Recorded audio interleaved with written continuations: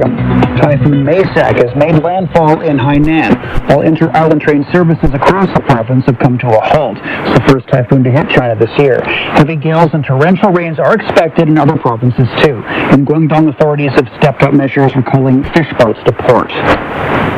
Beijing has hit back at Washington over allegations of illegal fishing, calling a recent U.S. report naked political manipulation. Foreign Ministry spokesperson Guo Jiakun rejected the U.S. National Oceanic and Atmospheric Administration's findings, stating they lack factual and international legal basis. Guo defended China's record, highlighting its zero-tolerance policy toward illegal fishing.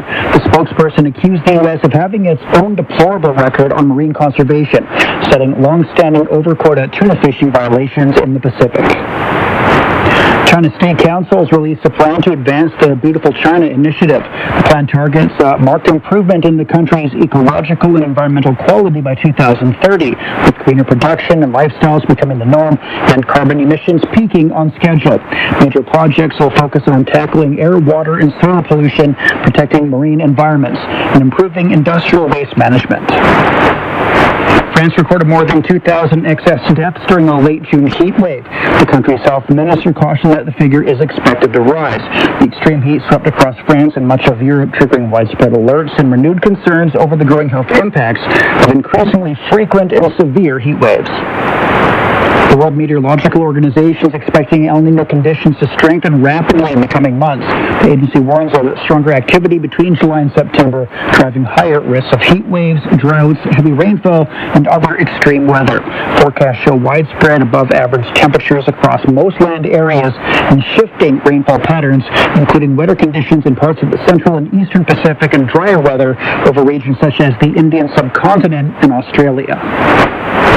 U.S. President Donald Trump says it's ridiculous for Washington to maintain what he called a one-sided relationship with NATO.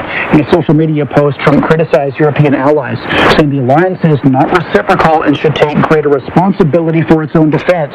His remarks come days before NATO leaders meet in Turkey to discuss defense spending and the alliance's future. Trump has repeatedly criticized European allies over their response to the war in Iran, as several countries restricted the use of bases for U.S. forces. Last year, NATO leaders agreed to raise defense spending to 5% of GDP by 2035, following pressure from Trump. Indonesian authorities say they've recovered the body of a U.S. pilot killed in a suspected attack. The military says Nicholas F. Gosling was flying a small aircraft when it was downed in Indonesia's easternmost region on Thursday. Officials say the incident was allegedly carried out by an armed separatist group. Authorities say pursuit operations are underway. The UN Children's Agency says about 100,000 Lebanese children could miss the new school year unless war-damaged schools are repaired by September. A joint assessment by UNICEF and Lebanon's Education Ministry found 340 schools and vocational centers were damaged during the recent Middle East conflict, with over a dozen destroyed. UNICEF warned that prolonged school closures could increase the risk of child labor and early marriage. Japan plans to sharply raise fees for foreign resident visa renewals and status changes. Under a draft order, charges would increase from 6,000 yen, about $37, to a range of 10,000 to 75,000 yen. Permanent residency fees would jump from 10,000 yen to 200,000 yen, a 20-fold increase.